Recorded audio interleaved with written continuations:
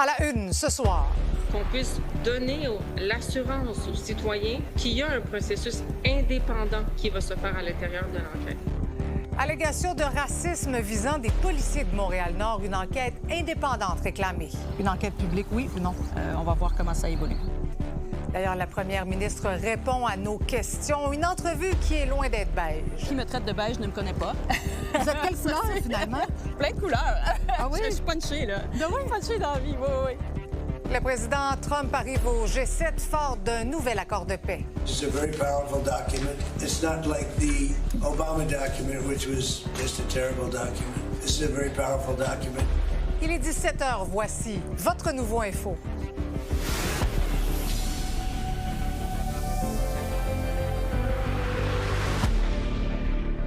Bonsoir tout le monde, bon lundi. Eh bien, c'est une affaire troublante qui secoue le service de police de la ville de Montréal. Une enquête en cours après des allégations graves de racisme au poste de quartier de Montréal-Nord. 16 agents qui sont dans la mire des autorités. Certains ont déjà été suspendus, d'autres relocalisés. Le gouvernement a décidé de nommer un observateur indépendant pour surveiller, si on veut, le déroulement de l'enquête. C'est ce qu'on va voir avec Laurence. Mais d'abord, Lila, pendant ce temps-là, la colère monte sur le terrain et il y a une manifestation qui est prévue ce soir. Oui, en fait, devant le poste de quartier 39 où je me trouve, il va y avoir donc une manifestation à 19h. On le voit aussi parce qu'il y a plusieurs véhicules de policiers, des policiers en fait d'autres postes de quartier qui sont là en sécurité, en soutien.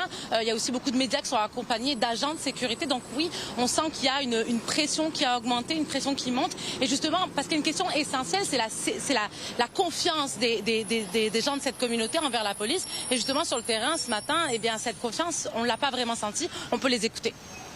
Est-ce que tu as confiance en la police? À moitié. Non, parce que la dernière fois, j'étais dans un parc à Saint-Laurent. La police est juste venue comme ça, à fouiller nos sacs, tout ça. On a demandé la raison, ils ne voulaient pas nous répondre. Bien, il y en a qui sont corrects, puis il y en a qui ne sont pas corrects. Je n'ai pas dit tous, mais majorité. J'essaye de les éviter de base. La majorité du temps, toujours nos enfants, ils sont coupables, ils sont des criminels. Les enfants avec d'autres arabes et d'autres, je veux dire, noirs, sont toujours ciblés. Il y a autre chose sur le terrain, Marie-Christine. On a parlé à des personnes qui travaillent avec les jeunes et qui nous disent qu'ils sont témoins de ces violences-là. Ils voient des photos, ils détiennent des vidéos. Et justement, j'ai parlé avec un organisme. Il m'a décrit une des agressions. On va pouvoir l'écouter. Et juste après, notre travailleur de rue qui me donne le pouls sur cette situation finalement. Un policier se permet d'étrangler ce jeune, surtout un jeune mineur. Et donc, bon, évidemment, le jeune réagit quand il peut respirer. Et là, ça ne plaît pas au policier, donc il lui met les menottes et il lui met un sac plastique sur la tête et, pendant une longue période. Et chose que je n'ai pas dit à la conférence de presse, mais son père est arrivé et ça n'a rien changé. Ce que vous voyez aujourd'hui, nous on le vit au quotidien. Sincèrement, sur le terrain, c'est souvent les mêmes notes policiers qu'on entend. Quand les policiers interagissent à Montréal-Nord, ils viennent déjà avec une idée préconçue. Pourquoi rien n'a été fait? Là, tout le monde semble étonné, mais l'arrondissement est au courant, des organismes sont au courant, la police est au courant, la commandante est au courant, tout le monde est au courant. Oui, puis là, il faut dire que ça fait quand même longtemps que des experts réclament qu'on se penche sur les interpellations policières. Ouais, je discutais avec un criminologue tout à l'heure et en fait, ça fait longtemps qu'il demande, lui, un moratoire. Mais parce que, en fait, selon lui, ça fait tellement d'années qu'il y a des problèmes et que ce n'est pas réglé. On peut l'écouter.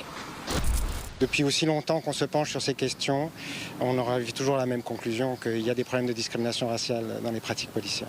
Alors on pourrait penser qu'on est dans un reliquat d'un vieux racisme avec peut-être des vieux policiers qui se sont organisés entre eux, etc. Or, en fait, ce qu'on avait là, c'était le futur de l'organisation. J'aimerais être positif et optimiste. Le problème, c'est que tous les wake-up calls qu'on a eus par le passé n'ont pas donné grand-chose. On va mieux former, on va mieux recruter. Je crois qu'il faut qu'on change les pratiques, il faut qu'on change l'organisation de manière plus drastique. Bon, et la Ville de Montréal qui demande cette fois-ci aussi une enquête indépendante. Il faut s'assurer qu'il y a une reddition de comptes qui va être indépendante, qui va être authentique, qui va être directe et transparente. Les citoyens ont le lien de confiance pour plusieurs citoyens ce matin qui sont en colère, bien, il est brisé. Bon, évidemment, cette idée d'enquête, elle fait son petit chemin, même au niveau des élus, donc on va pouvoir suivre ça. Oui, merci beaucoup, Lila. Laurence, d'ailleurs, justement, il y a des voix qui s'élèvent à l'Assemblée nationale pour demander, réclamer une enquête indépendante dans cette affaire-là. Oui, tout à fait. Le Parti libéral du Québec qui demande une enquête indépendante par la Sûreté du Québec parce que, selon eux, une enquête qui serait menée à même le SPVM, ça ne permettrait pas de rassurer le public. Il y a également Québec solidaire qui a tenu un point de presse cet après-midi pour annoncer qu'en moins de 24 heures, ils ont récolté près de 800 signatures pour demander à la première ministre de déclencher une enquête publique et indépendante sur le profilage racial, le racisme systémique aussi au sein du SPVM. Et du côté de la CAQ, il y a le ministre de la Sécurité intérieure, Yann Lafrenière, qui a annoncé qu'il va nommer un observateur indépendant pour suivre les différentes étapes de l'enquête du SPVM. C'est pour assurer, selon lui, un processus transparent. Et il ajoute qu'il n'écarte pas la possibilité d'une enquête publique si toutefois l'enquête en cours ne permet pas de faire la lumière sur les événements. Voici également la première ministre à ce sujet. J'étais vraiment là, estomaquée de voir qu'est-ce qui était survenu et c'est inacceptable. C'est inacceptable les pratiques qui ont eu cours. Je suis contente qu'il y a des policières qui ont dénoncé ça. C'est une bonne chose. Je sais que Fadi Daguerre essaie d'implanter depuis plusieurs années une nouvelle culture et ça met du temps. Et il disait justement, je l'entendais dire que c'était venu de l'interne, les dénonciations, et en soi, c'était quand même dire une bonne chose. Une enquête publique, oui ou non? J'en suis pas là. On va analyser les faits. Là. Ça vient tout juste de survenir. On va voir comment ça évolue. Ce qu'on vient de voir et d'entendre, c'est un extrait de l'entrevue que Christine Fréchette nous a accordée aujourd'hui. On va voir l'intégrale un petit peu plus tard. Ça fait quand même, Laurence, 2 mois qu'elle est en poste et aujourd'hui, elle est en tournée médiatique pour dresser le bilan de ces dernières semaines. Oui, 2 mois remplis de hauts et de bas. D'abord, elle avait promis de s'attaquer au coût de la vie, ce qu'elle a fait quand même assez rapidement en annonçant plusieurs mesures. Là, par exemple, le remboursement de la taxe de bienvenue, l'abolition de la TVQ sur certains produits également. Plusieurs mesures qui coûtent cher toutefois à l'État, si bien que le ministre des Finances, Éric Girard, a senti le besoin d'écrire un courriel à la première ministre pour lui dire qu'il était préoccupé par toutes ces dépenses. Parlant d'argent, ce qui a retenu l'attention, c'est également le fait qu'elle était incapable de chiffrer la dette. Ses voyages à Paris, à Washington également, des projets de loi qu'elle a fait adopter, la loi Gabi-Renault, l'interdiction des boissons énergisantes aux moins de 16 ans aussi, la réouverture du PEC et plus récemment, on sait le rapport de la vérificatrice générale, rapport accablant qui blâmait le gouvernement sur sa gestion des investissements dans la filière batterie. Oui, l'entrevue intégrale avec ces sujets abordés sont sur Crave. Merci beaucoup, Laurence. Une nouvelle fait réagir. Vous avez un sujet d'enquête à nous transmettre. Je vous invite à m'écrire par courriel. Vous voyez mon adresse à l'écran. Le chef de police d'Ottawa invite ses agents qui se sont rendus coupables d'inconduite sexuelle à quitter les forces de l'ordre. C'est ce qu'on apprend dans une vidéo de 7 minutes adressée en mai à ces policiers sur laquelle nos collègues de CTV ont mis la main. Le directeur reconnaît qu'il existe un problème de longue date au sein de la culture policière et que les comportements sexuels inappropriés ont trop souvent été ignorés et tolérés.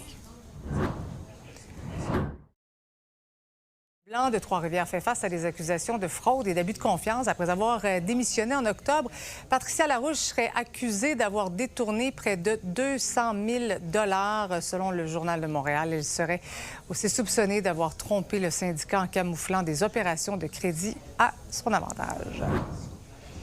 Maintenant, après plus de 100 jours de guerre, la nouvelle d'une entente entre l'Iran et les États-Unis est venue redonner de l'espoir. Le cadre d'accord a été signé de façon électronique par les deux parties, donc américaine et iranienne. Mais Sabrina, tout n'est pas joué quand même à cette heure-ci. Non, bien sûr, c'est que le président iranien a dit un petit peu plus tôt cet après-midi qu'un accord final n'avait quand même pas été signé. Donc, il y a toujours quand même certaines zones grises en lien avec cet accord qui a été déclaré un petit peu plus tôt par le président américain Donald Trump, pendant qu'on le voit justement assis avec le président français Emmanuel Macron, parce que oui, aujourd'hui, il y a le sommet du G7 qui a débuté du côté d'Évian en France. Et bien sûr, cet accord entre l'Iran et les États-Unis, c'était sur toutes les lèvres. Alors cet accord, ce que ça dit, c'est que ça devrait mettre fin à la guerre avec l'Iran. C'est donc un cessez-le-feu qui a commencé donc aujourd'hui, et ça inclut également le Liban.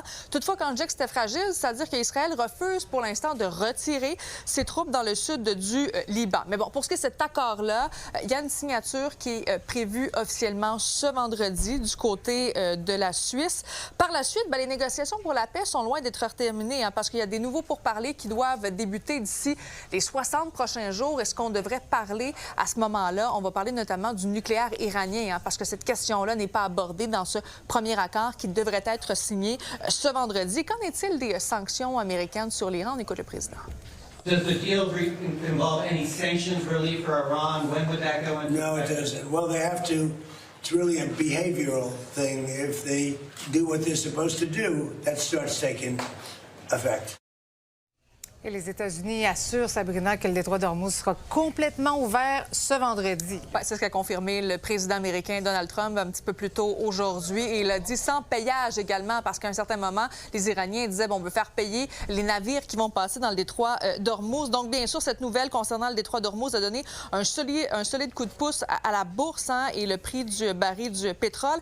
Et la France aussi qui a offert son aide au président américain pour la réouverture du détroit d'Ormuz.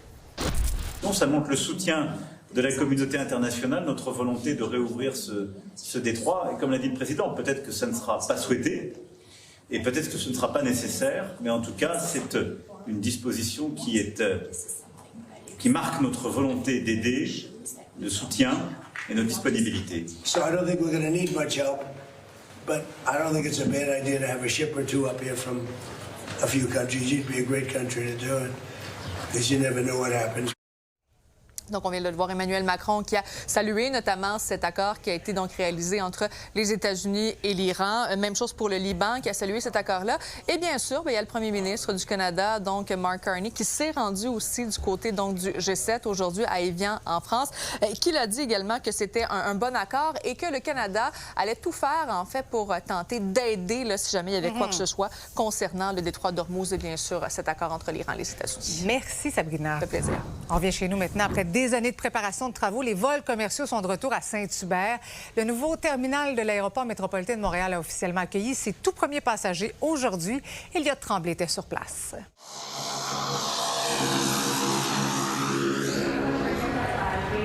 Les premiers voyageurs ont franchi les portes du tout nouveau terminal de l'aéroport métropolitain de Montréal vers 7 heures ce matin.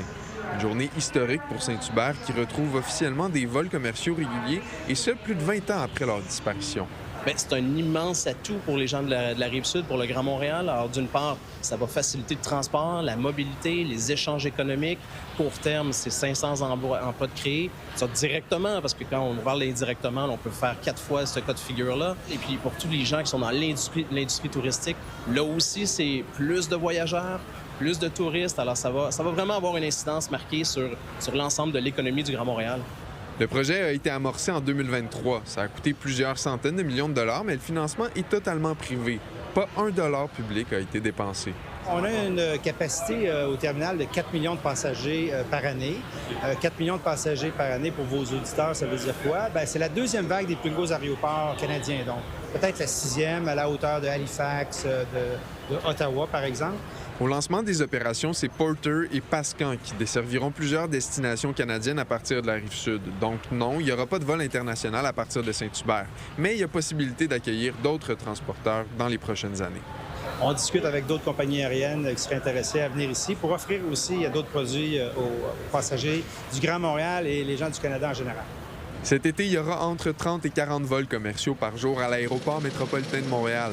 Pour limiter la pollution sonore, ce seront uniquement des avions monocouloirs qui seront tolérés, donc des plus petits avions, et il n'y aura aucun vol de nuit. Les gens qui sont sceptiques, c'est essentiellement pour le bruit. Et là, je veux les rassurer, ces gens-là, parce qu'on a fait des études, et les études concluent toujours la même chose, c'est qu'on ajoute des avions monocouloirs, des avions qui sont flambant neufs de dernière génération. C'est les avions les plus silencieux sur le marché. Alors, au décollage, un Embraer avec 130 personnes à son bord fait moins de bruit qu'un Cessna. Alors, c'est ironique, mais c'est ça la réalité. De l'autre côté de la rue, l'ambiance était assez différente. Il y avait des membres du syndicat représentant des employés du transporteur Pascan qui ont profité de la journée inaugurale pour faire entendre leurs revendications. On est en grève depuis le 28 octobre dernier. La plus mauvaise nouvelle, c'est que Pascan utilise des travailleurs de remplacement. Donc, les vrais agents de bord formés sont ici. Là. Ils ne sont pas dans les avions. Les agents de bord qui sont dans les avions en ce moment, c'est qui? C'est des travailleurs de remplacement, c'est des gens qui sont en l'interne chez Pascan. Sur le tarmac, les 3 premiers avions commerciaux à décoller de Saint-Hubert se sont remplis de passagers. Les 2 plus petits appareils de Pascan ont décollé en premier et le 3e avion de Porter a symboliquement effectué un salut d'honneur, marqué le lancement des opérations. À Saint-Hubert, Elliott Tremblay pour Nouveau Info. Le nombre de cas de rage est en hausse au Québec et la maladie se rapproche même du Grand Montréal. Aujourd'hui, on est à La Prairie pour aller vacciner des ratons laveurs. On capture, on vaccine et on relâche les ratons laveurs dans un territoire de 750 km² autour de la couronne sud de Montréal. L'objectif de cette opération-là est vraiment d'augmenter l'immunité des ratons laveurs pour prévenir que la rage du raton laveur, que le foyer atteigne la couronne sud de Montréal et même l'île de Montréal. Alors qu'au Québec, la rage du raton laveur avait été éradiquée en 2009, elle fait son retour depuis la fin 2024. Cette année, on parle de 76 cas en Montérégie et en Estrie, et le bilan risque de continuer à monter. Donc, on s'en va vérifier les ratons qui ont été capturés la nuit dernière. Bien, c'est la contention en premier lieu. Après ça, il faut mettre l'étiquette à l'oreille. Et après ça, c'est la vaccination. Donc, on a vraiment juste 3 étapes simples à faire. C'est une 50aine de personnes qui vont vérifier chaque jour leur cage. Les ratons laveurs sont étiquetés et identifiés avec de la peinture pour aider les biologistes à évaluer les structures des populations. On a un appât, c'est de la guimauve. Des grosses guimauves qu'on met. Okay. Fait que ça nous permet d'avoir un appât bien sélectif, là, parce que ça pourrait être bon d'utiliser d'autres choses comme des sardines et tout ça, mais le problème avec les sardines, c'est qu'on attire des chats. C'est sucré, les ratons sont des mangeurs d'œufs, donc c'est blanc, ça ressemble à un œuf. Puis aussi, bien, ils sont capables de détecter le sucre, là. On a 3 guimauves dans le fond, puis une guimauve en avant, en offrande, là. Ouais, ça y fait un petit lunch avant d'arriver dans une zone dangereuse, comme on dit. Mais les guimauves ne sont pas sans faille. D'autres animaux tombent aussi dans le piège. Oh, avec des moufettes, est-ce que ça arrive de se faire asperger? Arroser? Oui, ouais. Oui. Okay. Hier. Ah. Ouais, on a eu 3 moufettes hier. Ouais, vous avez pas senti? Ouais, rapidement, là. On vient tout juste de relâcher le 2e raton qui a été vacciné, mais la journée n'est pas encore terminée pour ce duo. Il reste encore 14 cages à aller vérifier. On intervient chez les animaux sauvages, mais c'est vraiment pour la protection de la santé humaine. La rage, c'est mortel. Quand les symptômes apparaissent tant chez l'humain que chez les animaux, c'est la mort assurée. En intervenant, en protégeant les ratons laveurs, bien, ça permet de stopper la propagation de la maladie puis de protéger l'humain parce que les ratons laveurs, ils habitent, vous voyez, là, près des quartiers résidentiels, dans la cour, près des chats, près des chiens. Un raton laveur en milieu naturel va vivre 2-3 ans en moyenne. Ça peut être plus, ça peut être moins. Donc, on comprend qu'il faut refaire ces opérations-là chaque année pour être capable de maintenir et même augmenter l'immunité des ratons laveurs là, pour être en mesure d'y arriver éventuellement. Mais on a encore quelques années d'intervention devant nous, assurément, pour y arriver. Pour aider à contenir la rage, vous pouvez signaler les animaux avec des comportements étranges en ligne au ministère. L'année passée, 80 des cas de rage détectés, c'était grâce à des signalements citoyens. À La Prairie, Axel Danstromacias pour Nouveau Info.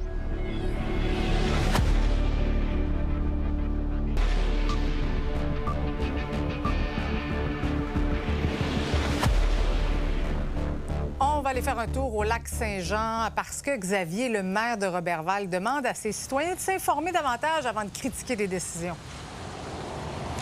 Effectivement, le maire de Roberval, Jean-François Boilly, a publié en fin de semaine un très long message sur sa page Facebook de maire en demandant à ses citoyens là, de s'informer davantage avant de critiquer les décisions prises par le conseil de ville. Et quand je vous dis un très long message, là, on parle ici de plusieurs paragraphes, là, plusieurs minutes de lecture aussi. Et pour être clair, il n'est pas contre la critique. Il ne demande pas de ne plus recevoir de critiques. Il dénonce plutôt les personnes qui vont critiquer aveuglément les décisions sans trop s'informer des enjeux qui sont au conseil de la ville de Roberval. On peut l'écouter. Qu'est-ce que je veux, c'est que les citoyens s'informent. Donc, au lieu de condamner d'emblée, je veux qu'ils s'informent, je veux qu'ils participent à la démocratie politique municipale. Donc, je veux qu'ils réfléchissent. Donc, dans l'ère des médias sociaux, dans l'ère de l'intelligence artificielle, on dirait qu'on a oublié le réflexe de s'informer avant de condamner. En fait, je veux amener les gens à réfléchir. Donc, un petit peu comme les 3 passeurs de Socrate. Là. Donc, est-ce que c'est bon? Est-ce que c'est vrai? Est-ce que c'est utile? Donc, la réalité des budgets municipaux, c'est qu'on a plein de contraintes, on a plein d'échéances. Donc, qu'est-ce qu'on a besoin? C'est d'avoir des citoyens engagés, éclairés, mais surtout solidaires avec nos décisions. Pour ça, ils doivent s'informer. Il mentionne qu'il souhaite avoir du retour de manière plus constructive et d'avoir un peu le pouls de ses citoyens. Ça peut aider à prendre des décisions et de s'informer davantage. Merci, Xavier. Si vous pensiez avoir tout vu, là, attendez, la prochaine histoire, c'est quelque chose. Le personnage principal, c'est lui. C'est un wallaby, là, un petit cousin du kangourou qui est actuellement en cavale à Boucherville. L'animal exotique qui était apparemment détenu illégalement s'est échappé. Puis là, il y a tout un casse-tête administratif pour savoir qui doit l'attraper. Puis pendant ce temps-là, le mignon fugitif court toujours ou saute toujours. Lily Mercure. Un wallaby en liberté a été vu à Boucherville, sur le chemin de Lorraine, tout près de l'autoroute 20 et 30. L'animal qui se rapproche du kangourou se serait enfui vendredi dernier du centre équestre du Boisé de Boucherville. Une résidente du secteur raconte son épisode avec le wallaby. J'étais en train de corder du bois. D'un coup, je vois le kangourou arriver. Il s'assoit juste de l'autre bord, là, comme je vous disais tout à l'heure. Puis là, j'y parlais, mais je bougeais pas. Puis je parlais pas fort. Il est resté là, un bon 2 minutes comme il faut. J'ai pas mesuré le temps, mais il revenait toujours ici. Quand les agents de la faune sont allés voir ce qu'il était, ils l'ont trouvé dans notre boisé. Puis là, il s'en revenait tout le temps ici. Le propriétaire du centre équestre n'a pas de permis pour ce type d'animal, d'après le ministère de l'Environnement. Quelqu'un qui recherchait une pension pour ses chevaux a aperçu l'animal exotique qui a fait le signalement. Il est tombé sur un kangourou dans un box de cheval avec des baies de foin qui le confinaient comme dans le coin du box. Elle trouvait ça vraiment spécial, surtout qu'il n'y a pas d'installation extérieure pour un kangourou. Alors, j'ai appelé SOS Braconnage. Je leur ai avisé qu'il y avait un kangourou dans cette écurie-là. Puis, eux, ils m'ont dit qu'il n'y avait pas de permis pour un kangourou dans le secteur de Boucherville, puis qu'ils pensaient effectivement que c'était comme une forme du braconnage, ou en tout cas de la garde illégale d'animaux exotiques. Alors, ça, c'est mercredi de la semaine dernière. Puis le vendredi, j'ai une source qui me dit que le kangourou, il s'est sauvé. Sur place, la nouvelle du wallaby a attiré de nombreux curieux, dont cet homme qui s'insurge contre la situation. Puis là, par acharnement, il s'est échappé. Il s'est fait tuer. Pas plus avancer. Je trouve ça stupide, là. J'en ai vu des animaux, moi, puis j'en ai pris soin. Comment il a passé famille ici au Canada, ce kangourou? À travers toutes mes recherches, je me suis rendu compte qu'il y a un commerce illégal, un gros commerce illégal d'animaux exotiques. En 10 minutes, j'aurais pu m'acheter un singe au coût de 9 000 $. J'aurais pu m'acheter un kangourou. J'aurais pu m'acheter des perroquets, tout ça. Seul le ministère de la Faune peut capturer l'animal. Le ministère est d'ailleurs en train d'analyser la situation pour récupérer le wallaby tout en lui évitant les risques, notamment les véhicules. Il est important pour le public d'éviter d'approcher le wallaby si on le voit. Le propriétaire du centre équestre où était le wallaby a refusé de commenter. À Boucherville, Lily Mercure pour Nouveau Info. Voici ce qui vous attend au cours de la prochaine demi-heure. Racisme allégué au SPVM, une enquête indépendante réclamée, le commentaire de Yves Boisvert.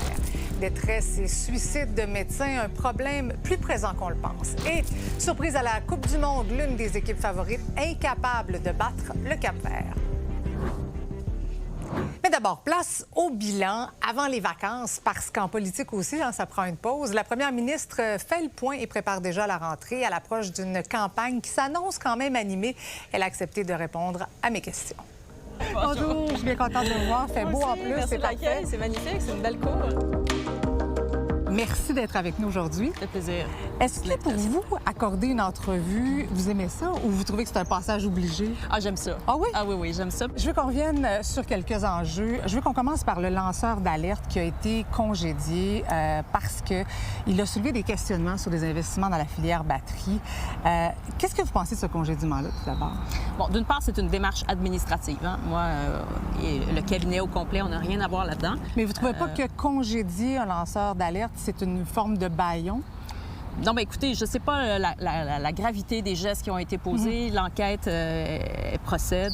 Oui, elle a procédé. C'est l'administration qui s'occupe de ça. OK, c'est pas vous qui avez appelé pour Absolument dire... pas, là. Non, c'est pas à moi à faire ça, puis ça ne le sera jamais, là. Parce que quand on a vu le rapport de la vérificatrice générale concernant la gestion de votre gouvernement sur la filière batterie, on se dit, bon, à quelque part, le lanceur d'alerte avait raison. On parle de lacunes majeures, problèmes de gestion, des risques mal évalués. Qui va payer pour ça?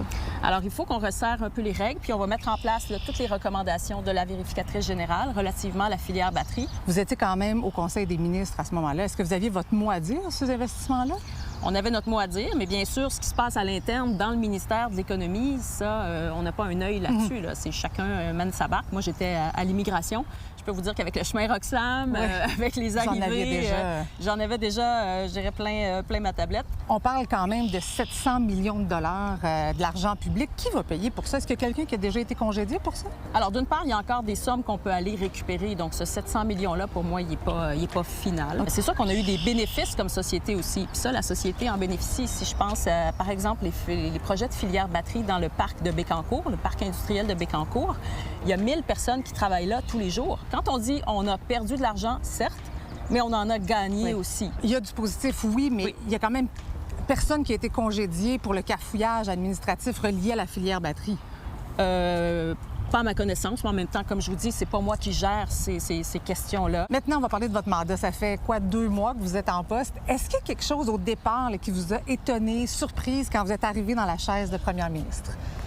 Bien, il y a une sorte de ballet qui s'orchestre là, à chaque événement. Puis des événements, j'en ai presque aux heures, là, des fois aux 2 heures, mais souvent aux heures.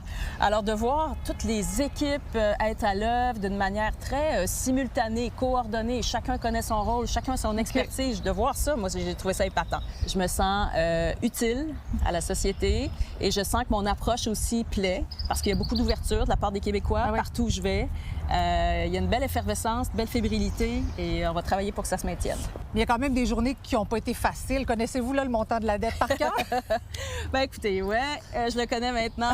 Mais ça ne doit pas être évident d'être scruté comme ça à la loupe, humainement parlant. C'est particulier, ces exercices-là. Pendant des heures, on nous questionne sur n'importe quel sujet. Puis dans mon cas, comme je suis première ministre maintenant, ça peut être effectivement n'importe quel sujet qui est lié au gouvernement. Puis là, quand est arrivée l'étude des crédits, je me souvenais plus du montant exact. Je n'osais pas en mentionner un de peur d'être trop pas à côté. Et voilà, 250 milliards, c'est le montant de la dette. Maintenant, on le sait. C'est réglé.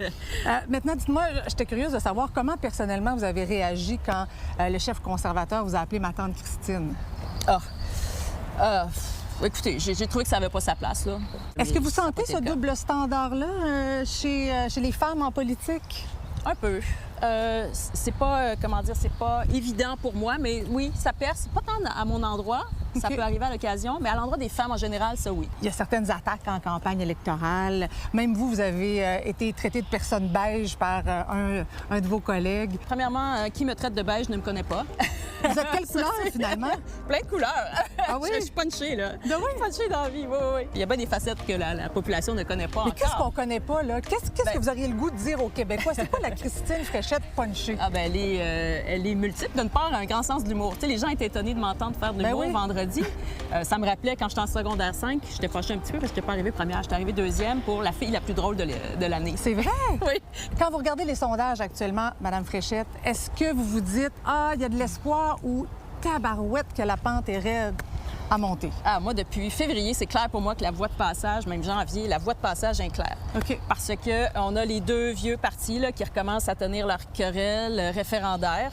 Puis nous autres, on n'est pas là-dedans. On veut travailler sur les vraies préoccupations, la diminution du coût de la vie, l'accès au logement à des prix adéquats. Et quand vous parlez de on, vous parlez de l'équipe, mais là, l'équipe de la CAQ, là, vous avez perdu pas mal de bons joueurs. On est en processus de recrutement depuis très longtemps. Mais moi, avant même que je sois élue, j'ai dit je veux pas qu'on annonce des candidatures avant que les travaux en Chambre soient terminés. Donc là, prochainement, vous allez nous annoncer de nouveaux visages qui vont incarner le renouveau à la CAQ. Voilà. Fait qu'on va garder plusieurs de nos joueurs. On a plus de 50 députés qui restent, là. En terminant, qu'est-ce que ça fait une Christine Fréchette en vacances? Ça profite de la vie, là. Moi, j'aime ça, aller au restaurant, faire des visites, faire du bicycle. Du bicycle? Du bicycle, ouais. Du vélo, OK.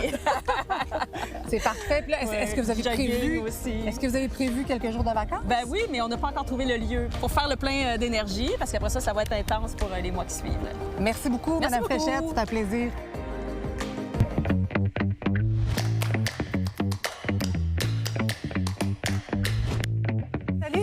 Salut Marie-Christine. Ça risque d'être quand même une campagne intéressante à suivre. En ce moment, c'est impossible de voir qui Ça peut être n'importe quel résultat, même s'il y a une certaine stabilité, le PQ reste en avant, mais ils en perdent un peu. Et puis, ce sera une course à 3. Exactement. On verra quels sont ces candidats qui renouvelleront ce parti. Yves, je veux qu'on revienne ensemble sur ce dossier qui nous a tous choqués en fin de semaine. Ouais. Des allégations extrêmement troublantes qui visent 16 policiers du poste de quartier 39. Et pourtant, on sait qu'à Montréal-Nord, les problèmes de racisme, ça date pas d'hier. Bien, ça date pas d'hier. Et c'est pas juste à Montréal-Nord, Marie-Christine. Mais il faut bien absorber ce qui est arrivé vendredi. C'est comme si on avait vidé un quart de nuit au complet d'un poste de police à Montréal. 16 policiers. Alors, et ce sont des jeunes policiers. Mais c'est ça qui est encore plus troublant. Évidemment, c'est pas mieux si c'est des personnes plus âgées, mais cette génération de policiers-là, elle est formée contre la discrimination. C'est des gens qui vont travailler dans un quartier multiethnique, qui doivent avoir une sensibilité, disons, supérieure à la moyenne et qui sont impliqués dans des trucs comme ça. Certains voient une bonne nouvelle dans le fait que, au lieu d'étouffer l'affaire, il y a eu des dénonciations par les policiers, parce qu'on sait que le milieu policier, c'est un milieu qui se protège, qui se ferme et qui n'accepte que très difficilement la critique. Yves, quand on est rendu à 16 policiers visés, c'est qu'il y a dû avoir pas mal de doutes avant qu'il y ait cette dénonciation-là. De ce que j'entends, ça date pas de 2 semaines, ça date pas de 3 mois, ça date de plus d'1 an, en fait. Et donc, ça circulait, et ça circulait même à l'extérieur. Alors là, devant ça, Marie-Christine, et c'est pas le seul incident, il y a eu des enquêtes. Il y a eu plusieurs corps de police au Québec qui ont été critiqués pour des pratiques discriminatoires, pour du profilage racial. Là, c'est plus ça, là. C'est du racisme pur et simple. Quand tu es rendu à couper des mèches de cheveux, à faire des scalps, donc, d'abord, il y a une enquête criminelle, parce que ça, ce sont des actes criminels, si ça s'avère. Et deuxièmement, tu as tout l'aspect de qui gère ça? Comment ça peut arriver? Comment ça peut ne pas être dénoncé plus vite? Et ça va prendre une enquête publique et indépendante. J'en suis convaincue, Marie-Christine. Mais j'ai quasiment envie de dire encore une enquête publique. Pourtant, Yves, là, on a juste à se rappeler de l'affaire Freddy Villanueva. C'était en 2008. Par la suite, il y a eu des enquêtes, il y a eu des rapports d'experts qui ont dit qu'effectivement, le SPVM, il y avait eu des cas de racisme. C'est quand même étonnant de savoir que ça se passe encore avec autant d'agents. C'est pas... Bien, il faut l'exposer. Il faut refaire le ménage périodiquement. C'est la même chose. C'est la même chose avec d'autres phénomènes. Il faut les exposer et les rediscuter publiquement. Est-ce que tu penses que les caméras corporelles, ça pourrait être une bonne idée parce que ça protège et les policiers et les citoyens? Qu'est-ce que tu en penses? Ça n'a pas d'effet magique. Je crois à ça. Ça peut être une solution. Mais si vous avez des gens qui ne comprennent pas, qui sont en train de commettre des actes criminels et qui ont des comportements racistes, qu'il y a une caméra qui n'en a pas, vous avez le même problème. Alors, ce n'est pas la solution. Ça peut être une partie des correctifs. Bon, évidemment, on va suivre ce dossier-là de très près. Merci beaucoup, Yves. À demain. Maintenant, le 16 avril dernier, le décès d'une pédiatre de Trois-Rivières a eu l'effet d'une bombe. Docteur Karina Poliquin, engagée dans plusieurs causes qui touchaient les enfants, avait lancé un cri du cœur avant de mettre fin à ses jours. Elle dénonçait la pression et la surcharge de travail. Et si ce décès n'était qu'un symptôme d'un mal beaucoup plus profond, une enquête de Marie-Claude Paradis-Desfossés. Les enfants, c'était le centre de sa vie. Elle a donné sa vie pour les enfants. Au-delà d'être médecins, ils sont aussi des humains qui vivent des choses. Les petits patients, les aimaient beaucoup. Puis dans les stages, c'était vraiment une patronne formidable. J'utilise le jeu tout le temps pour... La médecin de 35 ans avait fait de la santé des enfants son cheval de bataille. Elle s'impliquait notamment avec les fondations Dr Clown et Enfants Soleil. Elle prenait parole dans les médias, différents balados et les réseaux sociaux. C'était connu que Dr Poliquin avait des hauts et des bas. Je savais qu'elle était dans un bas, je savais qu'elle était en arrêt de travail depuis le mois de janvier, mais elle revenait toujours, c'était une Formule 1. Là. C'est pas parce que t'es médecin que t'es un superwoman. Bonjour. Dr Karina Poliquin, pédiatre au Québec. L'automne dernier, en plein bras de fer avec le gouvernement Legault, elle dénonce le manque de ressources pour opérer, pour désinfecter le matériel, la désuétude du système, la médication parfois béquille, le manque de soins en santé mentale dont elle souffre elle aussi. Ce matin, l'anxiété m'a réveillée. Je tremble, je pleure. Dr Poliquin n'est malheureusement pas l'exception à la règle. Dans le récent rapport du sondage national sur la santé des médecins, on apprend que 46 d'entre eux représentent des niveaux élevés d'épuisement professionnel, 49 chez les femmes médecins. Et 65 d'entre eux ont eu recours à une forme de soutien au cours des 5 dernières années. Dr Marie-Ève Morin, médecin de famille qui œuvre en santé mentale et en dépendance, compte parmi ses patients des médecins. Je collabore avec le programme d'aide aux médecins du Québec qui peuvent me référer des patients médecins aux besoins, donc souvent quand il y a des enjeux de dépendance. Et je ne refuse jamais de prendre en charge un collègue ou une collègue. Je traite des étudiants en médecine, aussi des résidents, des externes. Un nombre record de médecins ont fait appel au PAMQ, le programme d'aide aux médecins du Québec. 1117 cette année, comparativement à 919 l'année passée. L'automne dernier, c'était assez difficile sur le terrain. Il y avait beaucoup de détresse qui était manifestée. Ce qu'on observe maintenant, c'est une tendance quand même à la hausse et on va terminer notre année selon nos projections, puis l'année se termine bientôt à 125 du volume habituel. Je suis persuadée qu'il y a plus qu'un médecin qui est plus malade que ses patients. Je suis convaincue qu'il y a des médecins en ce moment qui travaillent, qui sont épuisés ou qui sont en dépression ou en troubles anxieux. Dans sa lettre d'adieu, Dr Poliquin fait référence à son environnement de travail. C'est à partir du mois d'octobre qu'elle avait commencé à me parler qu'elle avait des inquiétudes face à son travail parce qu'elle avait beaucoup de reproches. Elle a commencé à faire plus d'entrevues à la télévision, dans les journaux, la radio, les médias. Dans sa lettre, elle dit « Je ne peux passer sous silence que la médecine m'a achevé. Ce monde, malgré des individus incroyables, est tellement parfois inhumain. » Ça a l'air drôle à dire, mais on est des professionnels de la santé, puis je pense qu'il y a plus de préjugés que dans bien d'autres milieux de travail.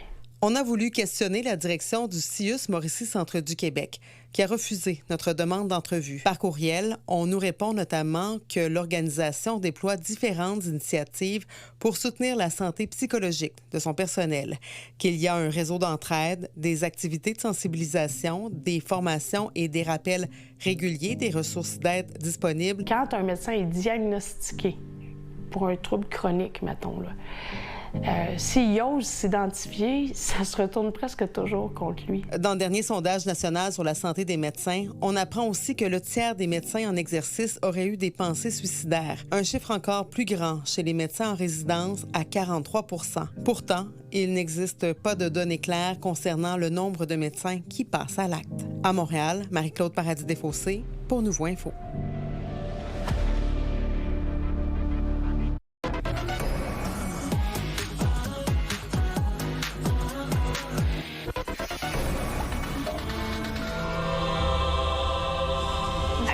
De la 4e saison de Survivor Québec.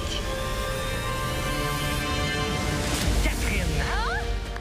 Alors, Raphaël, toute une finale hier à Survivor Québec. Catherine qui remporte cette 4e édition de Survivor Québec, 100 000 $ pour la grande gagnante. Puis je trouve ça beau parce que Catherine était de la 3e saison de Survivor Québec. Elle avait eu une blessure, donc elle avait dû mettre fin à son aventure. Et là, ben, non seulement on lui a donné une 2e chance pour Survivor, mais en plus, c'est la grande gagnante. Mère monoparentale qui dit, ben moi, j'ai 5 enfants, fait qu'on va en profiter pour faire un voyage. 5 enfants quand même. Ça fait du monde amenant en voyage, mais on a 100 000, fait qu'on va être correct. Et il y a également Simon qui a remporté le prix coup de cœur du public, 15 000 $ pour lui. Et je vous invite à écouter la réunion dimanche dernière de Survivor où est-ce que là, tout le monde va se rassembler, joueurs, joueuses, ça va se dire leur cas de vérité en face, ça c'est certain. On va écouter ça maintenant. On rendra hommage à une icône de la chanson au grand concert de la francophonie. Nana Mouskouri qui sera célébrée dans un numéro spécial, numéro auquel elle va prendre part et elle sera accompagnée d'artistes complètement fabuleuses. Je pense à Diane Dufresne, Isabelle Boulay, Véronique Dicker. Donc, tout ça va se passer dans le cadre de la Super Franco-Fête. Un grand spectacle qui aura lieu le 25 août prochain à l'Agora du Vieux-Port de Québec.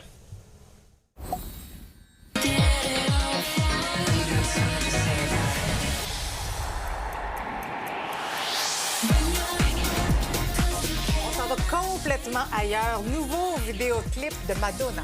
Madonna qui a sorti cet après-midi ce clip avec Sabrina Carpenter, donc leur collaboration musicale, Bring Your Love, qui a maintenant son vidéoclip. 67 ans quand même, Madonna. Quand même, hein? Je sais pas c'est laquelle des deux, Sabrina Carpenter, Madonna. Non, mais les deux sont belles. Les deux sont magnifiques. C'est vrai qu'on a 67 ans quand même, toujours en forme. Oui, et là, donc, on a Bring Your Love qui est sorti sur toutes les plateformes. Et il y a Julie Garner qui se trouve à la fin du clip. C'est un clin d'œil parce que Julie Garner, c'est elle qui va incarner Madonna dans le biopic de Madonna qui devrait sortir. On n'a pas de date, là, mais donc, clin d'œil à Julie Garner qui est dans le vidéoclip Bring Your Love, donc de Madonna. Album Confessions 2 qui va paraître le 3 juillet. Fait qu'on a comme des petits... Oui, on a des petits... Elle nous scoop, on a des petits teases d'ici là. Et t'es en train de danser, là? Ben, tu vas donner le goût. Danser avec moi? Oui, non, pas merci. OK, c'est bon. OK. Pas regardant. Les sports au retour. Yannick Frédéric, bon lundi. Allô? Bon lundi, Marie-Christine. La Coupe du monde de soccer d'entrée de jeu, le Cap-Vert crée la première grosse surprise du tournoi. Et toute une surprise à part de ça, parce que le Cap-Vert, c'est un tout petit pays, 600 000 habitants seulement. C'est pas gros, là. Et ils ont réussi à soutirer un verdict nul à la puissante Espagne, 3e puissance mondiale, 49 millions d'habitants du côté de l'Espagne. Alors, pas besoin de te dire qu'aujourd'hui, je jetais un coup d'œil sur les sites espagnols avant de rentrer en ondes. Catastrophe. C'est la catastrophe, véritablement, parce que c'était pas du tout le résultat escompté, alors que pour le Cap-Vert, c'est inespéré. Donc, ce verdict nul de 0-0, ça leur procure un point inespéré à la Coupe du Monde. Bravo un autre match également. Bravo au Cap-Verdien, voilà. Et on peut dire carton rouge à l'Espagne contre le Cap-Vert. Voilà, il y a beaucoup de couleurs. Et il y a un autre match qui vient de se terminer. Donc, c'était la Belgique qui affrontait l'Égypte et ça s'est terminé 1-1. L'Égypte a pris les devants sur ce but. Mais la Belgique, cependant, a répliqué en deuxième moitié de rencontre pour conclure à 1-1. Ce soir, on va surveiller entre autres l'équipe iranienne qui va jouer à Los Angeles contre la Nouvelle-Zélande. Pas besoin de te dire que dès que le match est terminé, les Iraniens doivent nécessairement retourner à leur camp de base qui est situé au Mexique en raison de la tension géopolitique. Et en ce qui a trait aux Canadiens, eux, leur prochain match, leur deuxième, c'est jeudi, cette fois à Vancouver, contre le Qatar. Maintenant, les Hurricanes de la Caroline qui sont les champions finalement de la Coupe Stanley. Place aux célébrations. Oui, blanchissage hier de 3-0 contre les Golden Knights. Alors, c'est une victoire amplement méritée pour les hommes de Rod Brind'Amour et de cet homme, Jordan Staal, qui a été nommé le joueur le plus utile en séries éliminatoires. Il est le plus vieux à obtenir le trophée Conn Smythe. Il remporte sa deuxième Coupe Stanley. Il l'avait gagné en 2009. Des Québécois également, Nicolas Deslauriers, qui a reçu la Coupe Stanley d'un autre Québécois, William Carrier également, qui en gagne une deuxième. Il avait gagné la Coupe Stanley avec les Golden Knights. C'est qui ce joueur-là? Et Rod Brind'Amour, cet entraîneur qui avait remporté la Coupe Stanley, qui avait donné aux Hurricanes une première coupe en 2006, il a mené les Hurricanes à la deuxième conquête de la concession. Les célébrations, évidemment, après le match hier. Une Coupe Stanley fort méritée pour les Hurricanes de la Caroline. Il y aura le défilé des champions samedi, j'allais dire au centre-ville de la Caroline. Oui, on s'en doute. À Raleigh, quelque part, dans un centre d'achat. Oui, c'est ça, quelque part. En tout cas, il va y avoir du monde. On l'espère. C'est clair. Qu'est-ce qui se passe avec Félix Auger-Aliassime? Une petite frousse pour lui? C'est-à-dire qu'il a gagné son match de premier tour au tournoi de Halle, donc c'est la bonne nouvelle, mais ça a peut-être été plus difficile que prévu. Et surtout, un petit peu comme un incident à la Victoria Mboko. Il y a eu, à un moment donné, il a fait un grand écart pour aller récupérer une balle. Il aurait pu se blesser là-dessus. Ça arrive parfois sur le gazon. Est-ce qu'on voit le grand écart? Je ne sais pas, mais si on ne le voit pas, c'est pas grave. En tout cas, simplement vous dire qu'il a gagné quand même 6-3, 3-6, 6-3 face à celui que vous voyez ici, Nuno Borges. Son prochain match, ce sera face au 19e joueur mondial, l'Américain Leraner Tien. Là, ce sera plus difficile. Et je vous rappelle que c'est toujours un tournoi en prévision de Wimbledon qui commence le 29 juin. Je vais te mimer le grand écart de Félix Auger-Aliassime. Oui. Non, c'est pas vrai. Mime la chute. Non, c'est pas vrai. Liam Schlock, cycliste qui a chuté, lui, il festoyait avant d'arriver à la ligne d'arrivée, mais finalement, il a chuté. Mais finalement, son vélo a franchi la ligne d'arrivée. Lui. Il a gagné la course malgré cette épreuve. C'est incroyable. Extrêmement difficile de tomber sur le bitume. Ça me rappelle quand on était sortis du bar, mais ça, on y reviendra. Ah, non, je n'étais pas avec toi. D'accord, ça devait être un autre. Merci beaucoup, les gars. À demain, le décompte est enclenché. Oui. On vous parle de manifestants qui ont choisi une façon plutôt originale de sensibiliser aux enjeux environnementaux hier à Londres. Plusieurs cyclistes qui se sont déshabillés, en fait, ils étaient complètement nus pour circuler dans les rues de la capitale anglaise en utilisant finalement leur propre corps pour afficher des slogans pro-environnement. C'était dans le cadre d'une manifestation annuelle qui vise aussi à militer en faveur de la sécurité des cyclistes. Heureusement, il faisait beau, hein? On se regarde dans les yeux. Oui, c'est ça. Marie-Claude, tu animes ce soir à 22h et bien sûr, tu vas surveiller cette manifestation à Montréal-Nord. À 19h, devant le poste 39, Marie-Christine, ce poste de police qui a été éclaboussé par des allégations de gestes à caractère raciste. Ça touche une quinzaine de policiers. Alors, bien sûr, la colère gronde dans les rues de Montréal-Nord. On va suivre ça et on fera le point à 22h. Beaucoup de tension là-bas. Merci beaucoup, Marie-Claude. On t'écoute ce soir. Excellente soirée à notre antenne. On se retrouve demain, 17h. Bye bye.